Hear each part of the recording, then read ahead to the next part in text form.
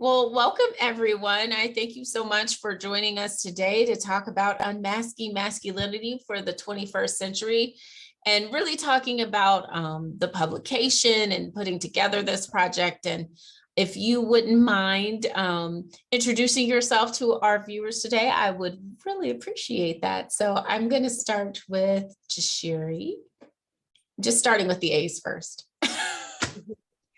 Hi, I'm Jaishri Abichandani. I'm an artist and sometimes curator who lives in New York, in Brooklyn. And I have been kind of balancing studio, social, and curatorial practice for about 25 years. And my work is really centered around love and social change. Yes. Well, thank you for that. And just for those of you that need me to repeat it, I'm Rehema Barber. I'm the chief curator at the Kalamazoo Institute of Arts, and I'm here with some wonderful people today. And thanks for tuning in to us. Larry, do you want to go next? Hi, my name is Larry Ossei-Mensah. I've had the pleasure and honor of co-curating the exhibition with Rehema. Based in New York, I am an independent curator and also the co-founder of Art Noir, and really just have been excited to work on this project. It's been educational for me, but I think also for the artists that we've been able to collaborate with. So excited that we have the publication to kind of extend the conversation that we're having through the physical experience of the exhibition and the constellation of writers and contributors that we have. I think really, it's a starting point. I mean, and this is something that we've mentioned in many conversations. We don't look at this as like an absolute beginning or end, but it's really just kind of like an inflection point and what will be hopefully be a broader and continuous conversation. Yeah. And last but not least, not at all, lovely, Anuradha, if you would like to introduce yourself. Thank you. Hi, I'm Anuradha Vikram. I'm an independent curator and scholar and writer based in Los Angeles. And I recently curated Jaishri's mid-career survey called Flower-Headed Children at the Craft Contemporary in Los Angeles. We were happy to then send work on to the show at KIA. I've also curated recently a program of performances with LA Freewaves, which is an organization started by Anne Bray, and curated with Anne and artist Marcus Cullen-Nazario. That was called Examining Masculinities, and that happened in October here in LA at the LA State Historic Park. So it was really interesting to be approached for this project while I was working on that project, which took a different form. Thanks for having me. Well, we'll get to talk about that because I'm really curious to hear how you see maybe some overlap or how it did, sort of go in an opposite direction from what you originally thought. So I'll just start posing the question to the group just about when each of you were first approached about this topic and this subject, kind of what were your initial thoughts and how have they evolved? I guess it's kind of a larger question too. So whoever wants to take it, it's there.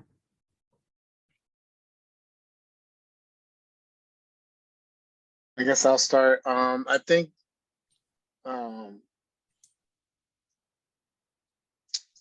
conversations that we've had, just about collaborating, and then I think identifying a topic that we felt was urgent and needed to be explored from a variety of different vantage points. You talking about being inspired by Nick Cave's work. And so I think we initially thought about this through the lens of movement and performance. Mm-hmm. And then eventually kind of evolving into the different pillars that kind of created the framework for the exhibition. And also I think COVID, we started talking about this project in 2019. We really had time to kind of like marinate on the idea, explore different ideas. I think conversations that I've had with the artists, making sure that there was relative balance and perspective, right? Because I think initially for me, I'm thinking a show about masculinity is a bunch of dudes. And then, talking to a trans artist friend, they were like, "Where are the women?" And I was like, "Oh." She was like, "You don't think you could do a show about masculinity and not include the women?" And then, all the research that really kind of, I think, fractured my kind of archaic thinking around these ideas around binary, male, female, gender not conforming. And so I think it was super informative in terms of like just checking myself just on like a human level. So forget like curating, but also like how am I just operating in the world, right? And how do we collaborate with artists to help us kind of gain a better understanding of how there are various states of being and existing, and how do we support all those states, all those ways people want to identify. And again, this is not. I mean, these identities, these existences have been for eons, for centuries. So it's not new. I think what's changed is kind of the language that we've been using. And so for me, it's been interesting to recognize like a generation preceding me who struggled to like, when someone says, "These are my pronouns," and they look at the person like confused, but, understanding that you have to recognize and address the person as they see themselves. So it's just been a great, exercise and experience. And I mean, Jaishri, your work was illuminating, the conversations we had. And I really have to say, we have Anu to thank for that, Larry, because I was talking to Anu. Remember, we were talking to Anu about, and she showed me this fabulous show, and it was like, oh no, we've got to have her work in this show. So Anu, we take our hats off to you. And one last point, and then I'll pass it off. I think what I loved about just the body of work is that how you use, obviously it's beautiful work, but you're able to incorporate a sense of play that disarms the viewer. So for a moment, I like, even with the piece in the show, I'm looking at it, I'm like, is that a snake or a whip? And so this moment of slippage in terms of how you're registering reading, I think allows for this kind of broader conversation and this disarming where like traditionally people may have just kind of seen the image and just kind of shut off, right? But we were able to collaborate with the artists and present the work in a way that was still true to the practice, but I think invite people to really kind of consider what it is they're looking at and have conversations with their neighbor, with their family through the programming. So so it's been a delightful experience. So I'll shut up and pass it on, because I would love to hear your perspective in terms of like as an artist. What were you thinking? What got you excited? You made a new work specifically for the show, so thank you for that. So why make a new work versus say, let's pull from the archive, for example? Yeah, I mean, immediately when you told me the premise of the show, I kind of showed you the photograph that I ended up working from, right? Because when I thought about the title, Unmasking Masculinity, and I thought about the ways in which the folks in that photograph were putting them on a mask of femininity and how those identities like coexisted within them. And I guess I've been part of a queer South Asian community for 30 years at the very least, right? And during that time, I've seen folks change genders. I've seen folks change kind of sexual identities, and also the evolution of queer identity within my community. Whereas first I knew a lot of older drag queens who would hide their drag persona from the South Asian immigrant communities within which they were situated, save for the safe queer spaces where they could be the self, right? And that changed so much over 30 years to now, where we see very out queer non-binary folks who are equally occupying male and female kind of gender expression in a way, and so comfortably and in a way that just wasn't always possible for the folks of my generation. And the truth is that, we still live with this violence, right? Like we just saw a shooting in Colorado yesterday at a nightclub of trans folks. So the truth is that I have spent a long time making visible and loving the queer friends in my community, whether it has been through photographing them or painting them. It has been a consistent space of like love and devotion and worship and like having people be seen, right? So even the image that's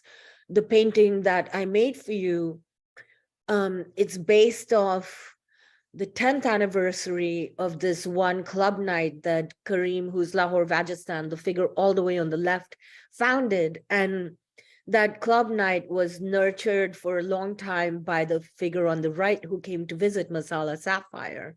And so that image itself was so meaningful to them within the community because it was a celebration of 10 years of this queer space, safe space that acts like an island and a buffer in otherwise really violent situations, right? And so to create that work worked in so many ways because it was marking a historic moment within that community, and it was also very much responding to the answer, like answering the question posed by your exhibition, and it seemed like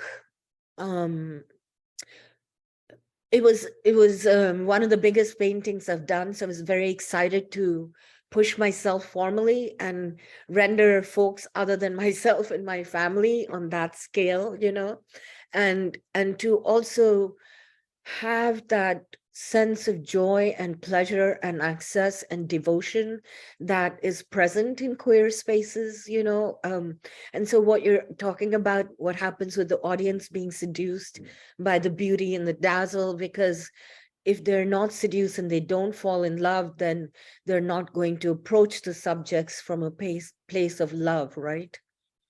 But potentially a space of alienation and antagonism. So beauty becomes like, the device to pull them in.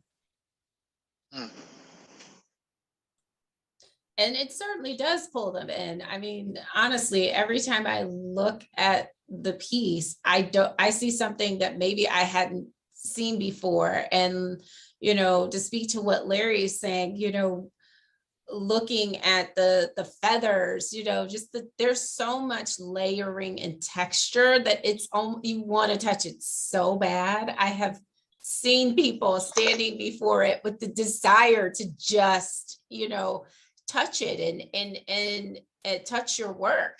And I think that's almost a credit to like your practice, that you make you draw people in, not just with the aesthetic, but with the textures and the subject matter. Like, you're right, like it's very disarming, right? You're in this place of disarming maybe the previous sort of perceptions surrounding the LGBTQAI plus community, right? But at the same time, I've just seen so many people just standing in front of it, and just, it's really quite awesome. Like, I think they're in awe, and then it's also really awesome to just have the work up front and center in the way that it is. And we've seen so many more people coming through that say like, I feel represented, and I just can't believe how many different ways you've chosen to represent the community. So we appreciate you being part of that for sure. And I know Anu, you probably had some thoughts about like what you were thinking. We talked a lot about masculinity before you began writing your contribution, your wonderful contribution to the catalog, and really just even at the same time working on a show that may have had some intersections. So how about you? Like, what were your thoughts? Do you mind sharing some of your thoughts around it? Well, I have a lot of thoughts, and I have a lot of thoughts, honestly, in response to what's been said so far. So maybe I'll start there, because I don't know. I mean, I don't know when I started thinking about masculinity. So, I mean, I think I've been thinking about this topic for a while. The gender conversation has, as Jaishri noted, been evolving over my, now 2+ decades of adult existence, and more than 3 decades of being involved in different kinds of culture and community spaces. And it's been a really wonderful evolution, but it's also been an evolution under incredible threat. So I think once you start to question gender, everything becomes in some way maybe a part of that questioning. And so what was some of the things that came up just now that I was thinking about were when Jaishri and I did her show in Los Angeles, we talked about making it a feminist space. And when people walked into the exhibition, the first thing that they experienced was this physically embodied energy of the feminist space. And it has to do with the devotion with which Jaishri creates her works, which is not a religious devotion, but it is still a spiritual devotion of sorts. And it creates this incredible spiritual activation around her work, which is also what makes people want to touch it or just get really close to it. Little children love the sculptures, especially. And just people, people were attracted to them in a way that bypasses the rational mind. And I think that's where I want to start, because most museum shows are organized along what I would consider to be culturally masculine lines. White walls, geometric right angles, certain kind of lighting, a certain scale. I often find myself in studio visits with women, especially women painters, saying, why don't you try making that bigger? Women work small, men work big.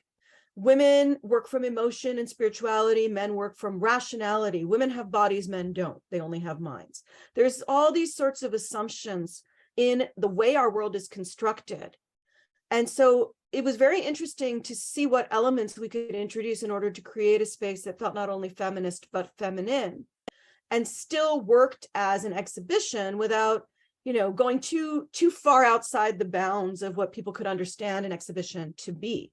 That said, there was a lot of performance in the show, and I would consider the works, even the object works, to be very performative. So I thought there were a lot of performative works in the checklist that was shared with me for the Unmasking Masculinity exhibition when I was asked to write the essay. And I was interested in what those positionalities really were. And I think with the ideas of what makes a man or unmakes a man, it's a very interesting topic to me.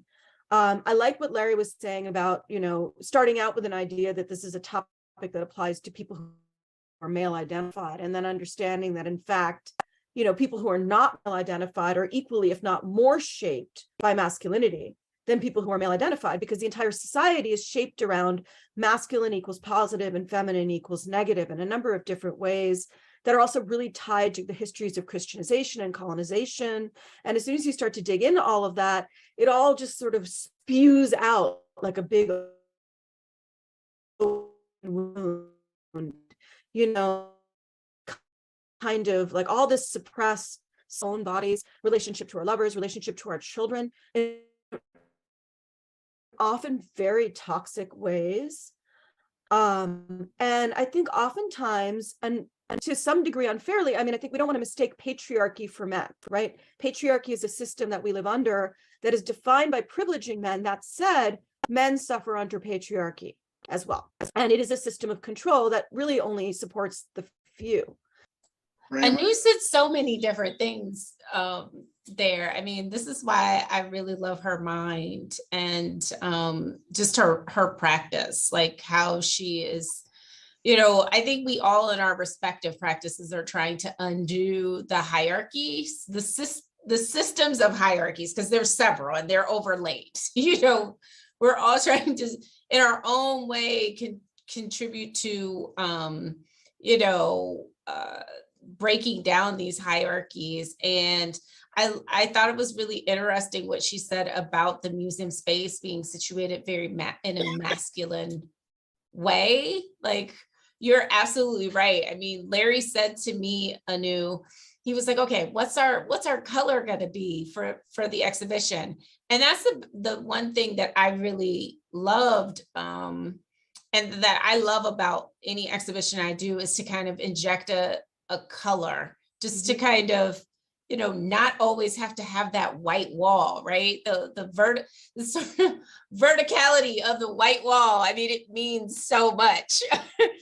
And so looking at it from that perspective, I think you're right. And ultimately we ended up with a shade of blue, which is considered a masculine color, which is really funny because I don't necessarily ascribe to that sort of,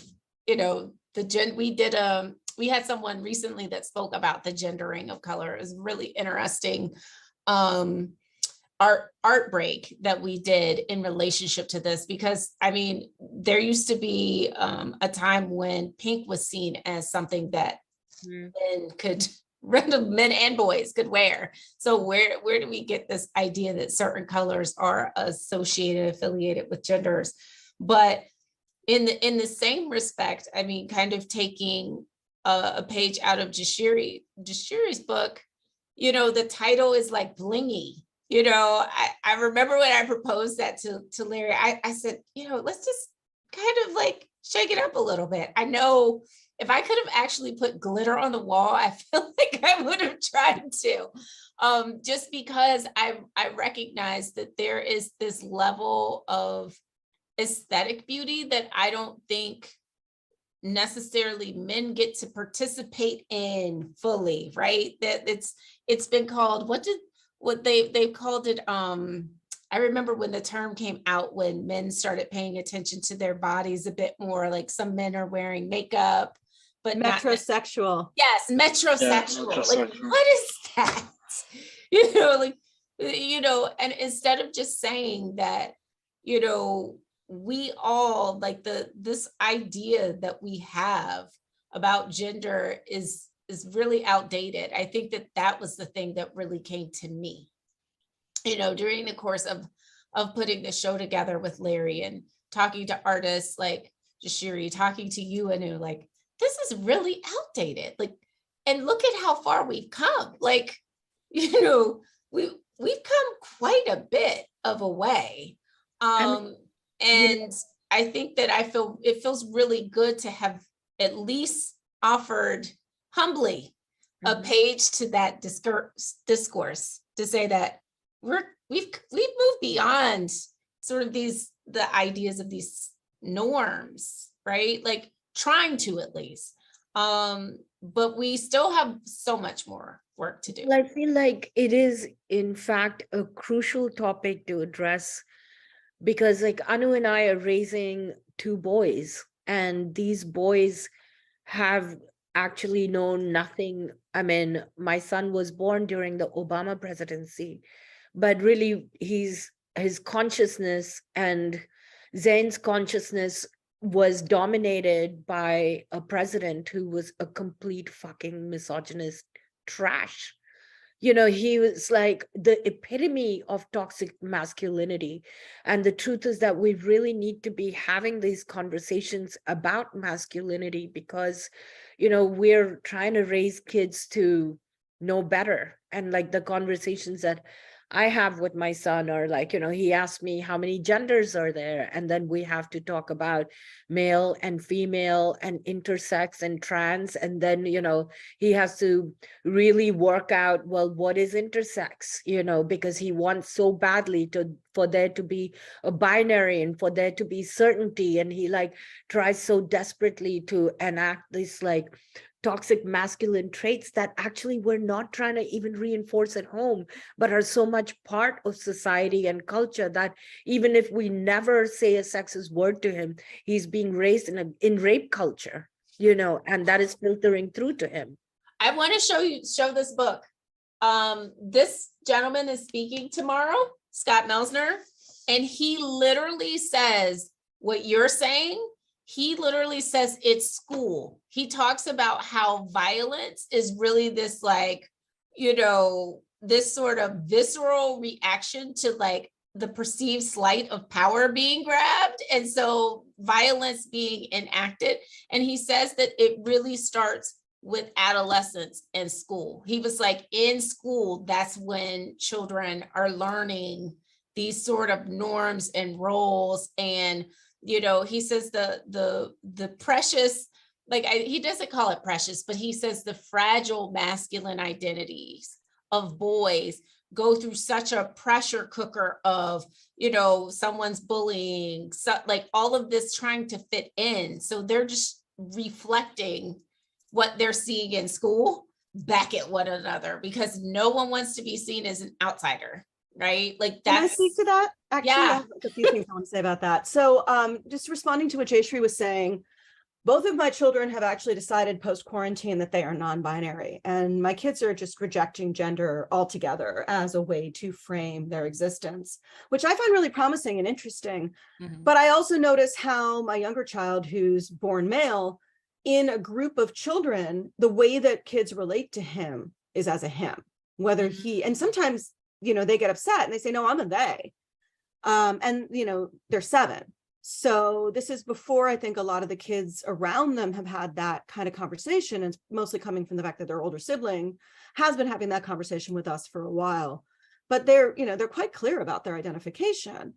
You know, and even at home, you know, to the point earlier that Larry made about older folks having trouble with pronouns. I mean, these are my own kids and I love and accept them. And I still very often use their traditional pronouns and not their neutral pronoun. It's something that I'm still having to work on, even as a person who myself identifies as non-binary and also uses they pronouns, albeit interchangeably with she.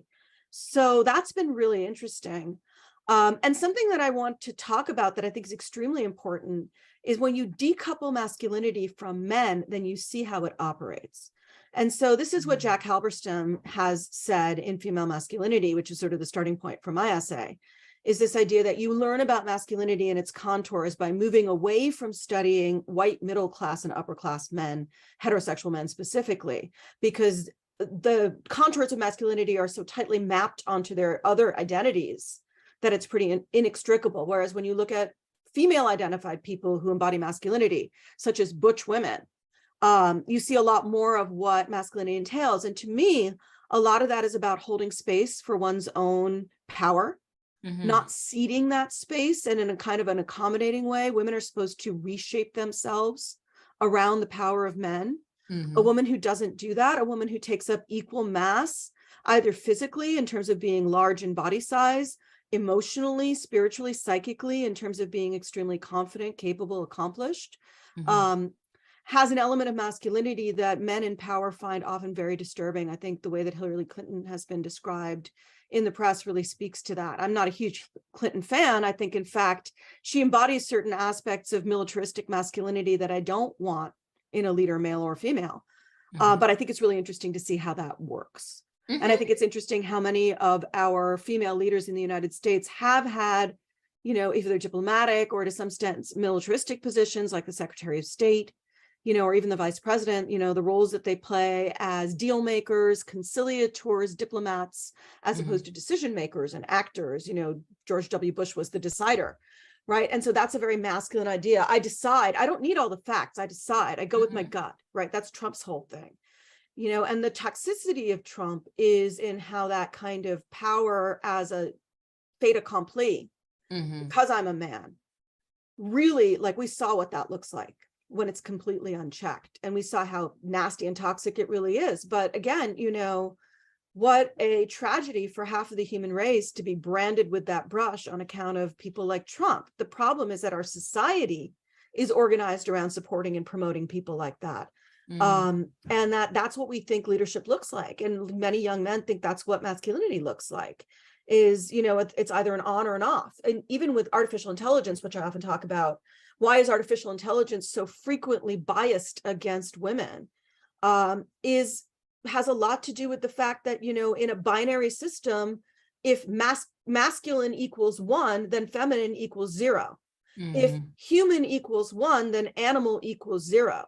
If both female and animal equals 0 and man and human equal 1, then men are human and women are beasts. That's a basic computing fact. This is the problem with logic. You can't just use logic for everything. right? But a lot of our systems are built that way. And the other parts of our intuition, our psyche, right, that are not as easily quantifiable, those that are qualitative, are frequently discarded. And so I'm really interested in that. You know, I think even when we talk about museum practice, we talk about quantitative data and qualitative data. And very often we find the qualitative data, which is being collected and processed and interpreted by women, is not taken as seriously as quantitative data, which is being processed and cataloged and dealt with by men, you know, and has closer relationship to capital. So, I mean, it's all intertwined. You know, and then racial capitalism is also a huge part of this, because women of color, particularly Black women, are not afforded the femininity that white women are afforded, right? Alok Vedmanan talks about this, how, in fact, the category of woman was really created exclusively for white middle-class women in the colonial period, and was not applied to women of color or women from colonized countries. So there's a lot there in terms of, you know, who even gets to identify as a man or a woman, you know, for whom these categories apply. And in our desperation to make ourselves fit them, you know, what else are we losing? I mean, based off of what you're saying too, Anu, like thinking about this from, you know, the colonial lens, right? So, I mean, thinking about how men that are non-European, how they then are responding to either with their own sort of masculine ways, right? There is a level of maybe immunization, right? Or like the rejection, and what does that look like, right? And then if you reject the sort of European sense of masculinity, then going back to your conversation of 1 and 0, that's not true masculinity, right? Because exactly right. So I actually wrote an essay about this, which is the last essay in my book, or maybe the second to last essay in my book, Decolonizing Culture. And it was after there was a shooting of women by a young man who identified as half Asian. And so I wrote extensively, and it was in a consideration of the artist Rehema Banerjee's work. And worth noting that Rehema and Jaishri were studio mates at one point, and of course known each other for many, many years. And their work often gets put together, but honestly is very, very different, I can say, from knowing about their practice as well. However, in looking at Rehema's work and thinking about this shooting, and this young man had been posting on incel forums about his rights being taken away as a man because he was half Asian and he wasn't viewed as powerful and virulent the way that a fully white man would be, and a kind of resentment of his Asian parent for having unmanned him in a certain sense, right? And there's this whole culture of, and it's this, I think it's a lot of the reason why, for example, we see that, you know, men of color in my generation, Gen X, are heading more and more rightward, Kanye being the most tragic example. You know, I think that there's a lot there about, well, if we give this up, we won't have anything. Right. And then there's at the same time a kind of resentment and jealousy of the fact of people like us, you know, like Jaishri and myself, who are proudly defiant and proudly self-aware and self-confident and self-constructed, you know, and all the wonderful queer people that Jaishri paints and sculpts, you know, who are able to love themselves despite the fact that society tells them they shouldn't exist. And so I think that there's, you know, I would love to see an opening of hearts in our culture, because I think that there's a real fear right now that letting go of these very toxic beliefs and traits is going to lead to being destroyed, being just completely non-existent. And actually, you know, the people who've had to live with that pain the longest are in many ways burning the brightest. Their existence is unquestioned. You know, and I think that's the defiance that we want to see in the wake of horrible tragedies like we saw this weekend. I mean, Jeff Shang writes about that in his essay, right? He literally says that the idea of Asian masculinity, like you have these groups, they're trying to bond together because they see that they're being excluded from white masculinity. And then, but then at the same time, there is this struggle. I mean, I think that anyone that is, you know, a person of color, there is this struggle with the hierarchy, and trying to you know, not be in this, be in the rat, on the rat wheel, the rat wheel. Yes, that wheel, right? We're trying not to be on there, but also recognizing that somehow we still are on there. Like how do you get off, right? How do you get off successfully and still participate in our culture, in our world, right? I think speaking to that is really important. I think that that's what we're trying to do with the show, with your contributions, with Larry's contributions.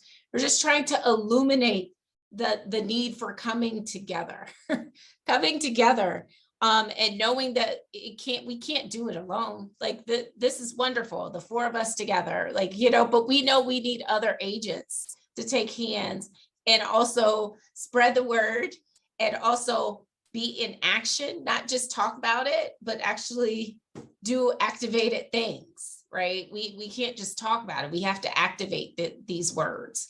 So go ahead. I was going to say, I find that what you're talking about are like the strategies of resistance that we all use in our work to kind of create social change in these super unjust systems that we're participating within. And like, I know that I've thought a lot about what these strategies look for many of us. And it includes like making socially engaged artwork, so you're actually bringing this politics to light within the work. There's the kind of social practice which works with communities to bring this kind of change about. There's the actual curating of such works. Then there is the setting up of systems like you did, Larry, right, with Art Noir, or I did with Saucy, where you're actually trying to create new equitable systems. And then there are the interventions within the existing systems that people like you and I try to make by like trying to, you know, change them to be more equitable when we know that they are not. So I feel like all of us in tandem are always using a variety of these strategies to bring about the change that we want to see, you know, to like highlight people's work, to create new spaces, to intervene within spaces, to make work that speaks to these things, you know.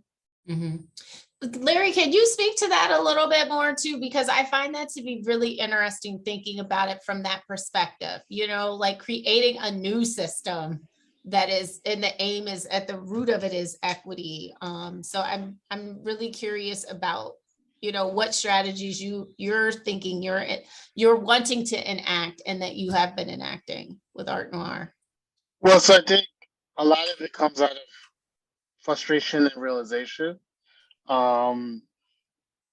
You know, Art Noir will be 10 next year, and it really kind of came out of response of like, you know, beginning my journey as a curator, not seeing enough platforms that were reflective of people that looked like me in the world that I existed in. But then two, being part of museum groups and constantly having to like, you know, petition to do studio visits with artists of color, petition to like, you know, visit exhibitions by artists of color. Obviously, things have changed to a degree where like it's more plentiful in terms of exhibition opportunities, and it's changing on the back end in terms of like on the administrative side. But I think, you know, for me, once I kind of realized that, you know, my colleagues of a certain background didn't know much, you know, they had this perception of knowing more, that it gave me more power, more agency, one, but then two, realizing that like, okay, I've sat at your dinner table a couple of times and it's not that exciting, right? And understanding the power in creating your own table, right? And creating your own environment. I think the other thing, to piggyback what Anu mentioned, I think also a lot of the behavior that we're observing is fear, right? Because the reality is the demographics are changing.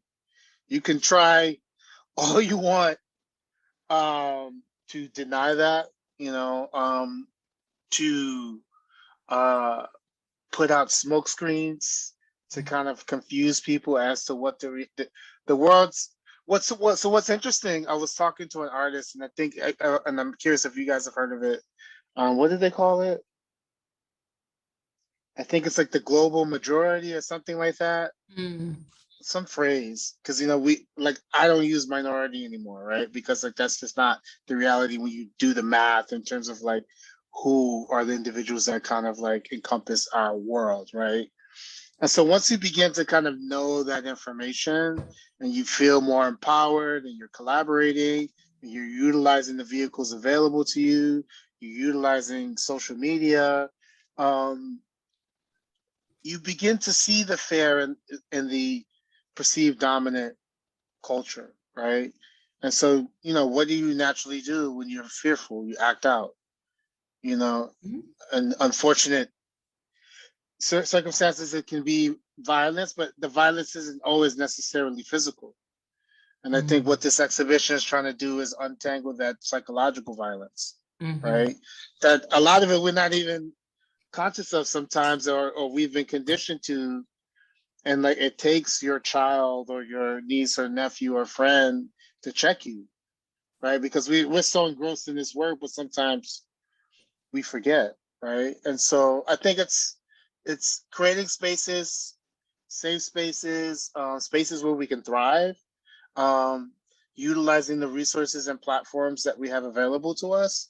But then I think also for those of us who are working within institutional structures to kind of figure out how do we understand it and then either deconstruct it or create ones that really have us in mind. Because that's the other thing that I always say, that like part of why I've been able to, thrive curatorially is that the system wasn't designed with me in mind. So a lot of the rules don't apply, right? And so when the rules don't apply, then you can kind of create your own path, right? Mm. But I think it takes us feeling affirmed in that understanding, camaraderie, collaborating, acknowledging each other's existence. So, this idea of celebrating one's identity with love and care and consideration.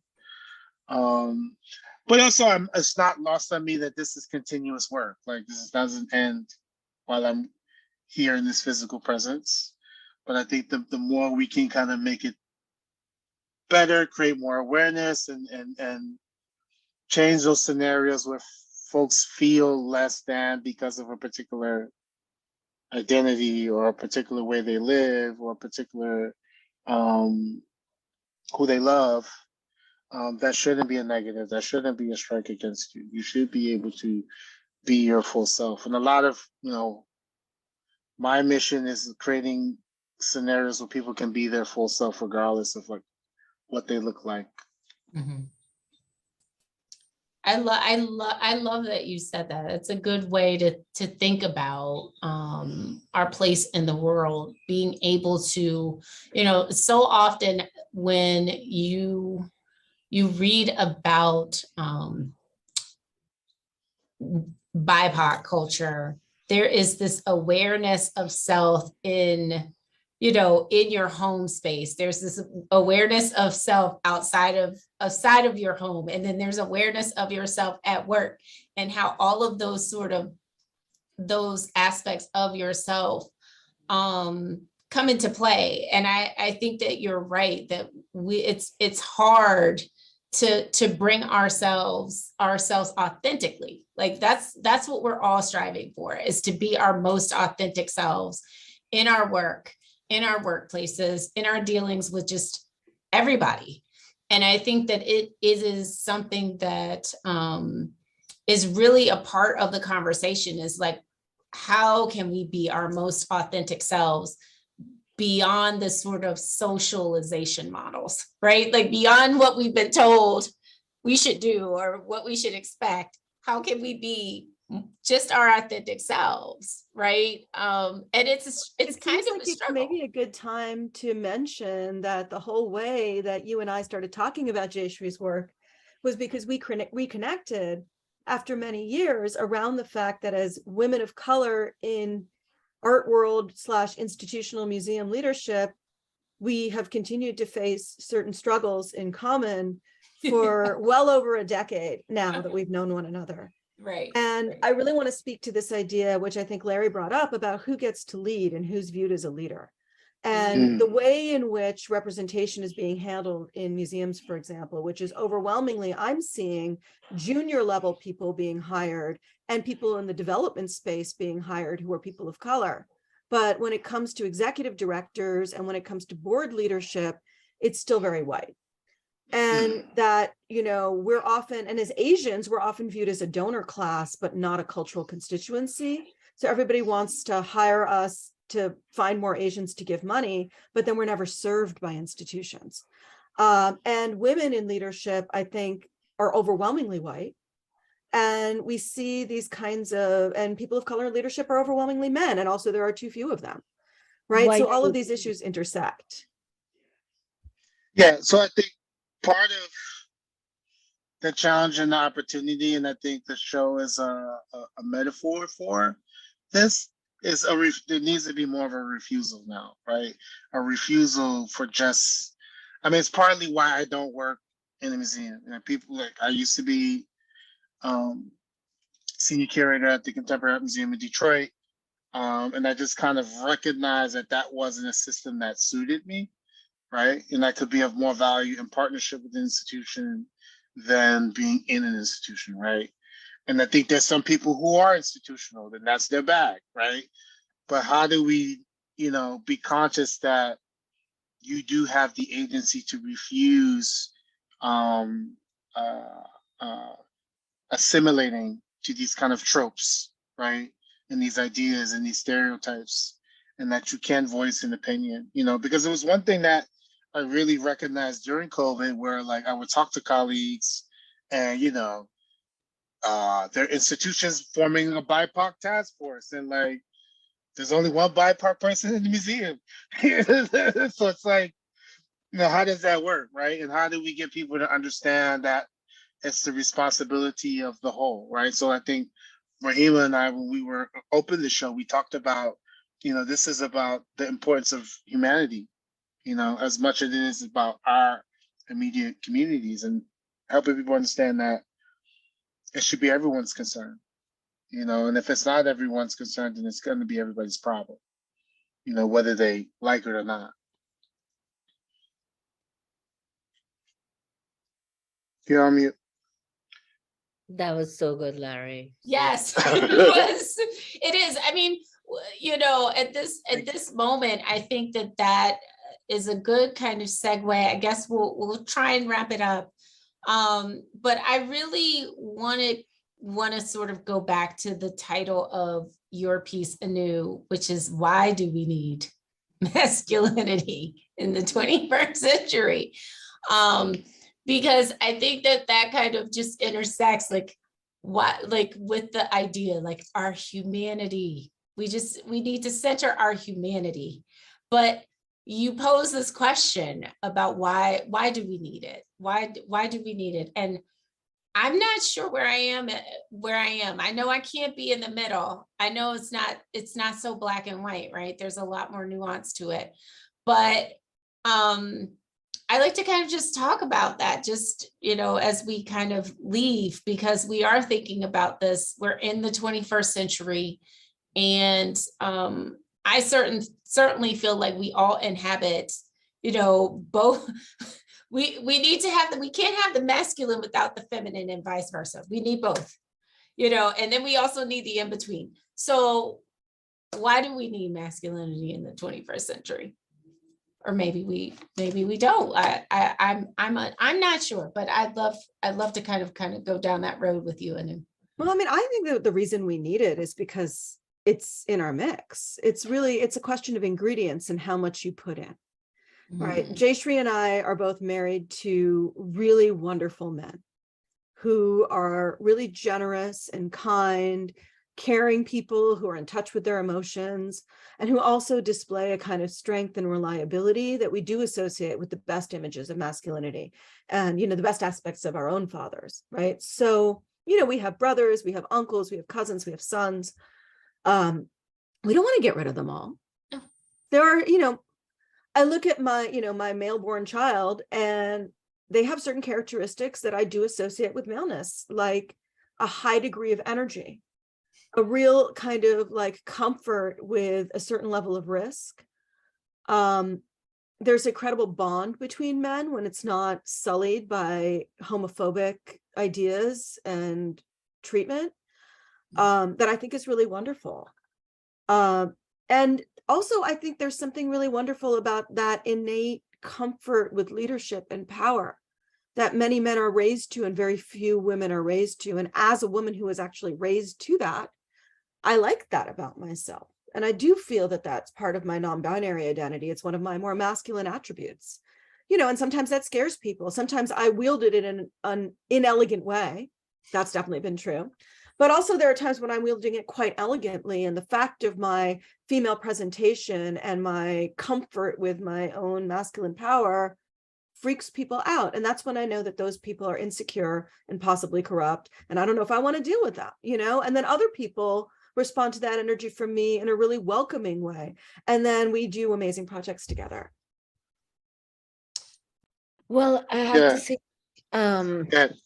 sorry, I was raised in India, and it really shaped who I am. And India is a very deeply toxic patriarchal culture. And it's not just India. We can look at what's happening in Saudi Arabia, in Afghanistan, in Iran. And, there are too many parts of the world where masculinity has just kind of reached a point of holding power that is so utterly destructive that I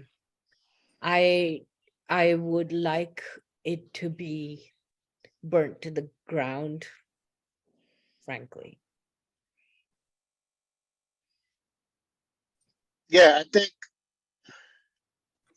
part of what this show's helped me kind of realize is that when we're talking about masculinity, that's another construct, right? Like there's a piece I saw in the exhibition by Echo Ashun in the Black Fantastic by Tabitha, was it Razier? I believe she's from Guadeloupe. And she talks about the divine feminine, right? And so like I was having dinner with Garrett Bradley and John Comfort, and Garrett was like, yeah, you don't know, right? So I think there's a lot of information and insights out there that I think could be useful in our efforts to kind of deconstruct this kind of structure that's been put in place. And honestly, it's like a microchip. It's been embedded in all of our consciousness, right? Some of us have been able to break free of it. Some of us are working on it.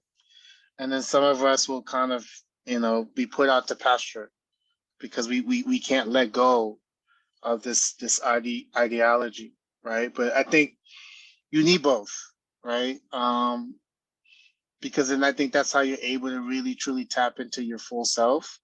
And I think you kind of naturally apply more or less depending on scenario, whether you're with your family, whether you're in a work environment, but I think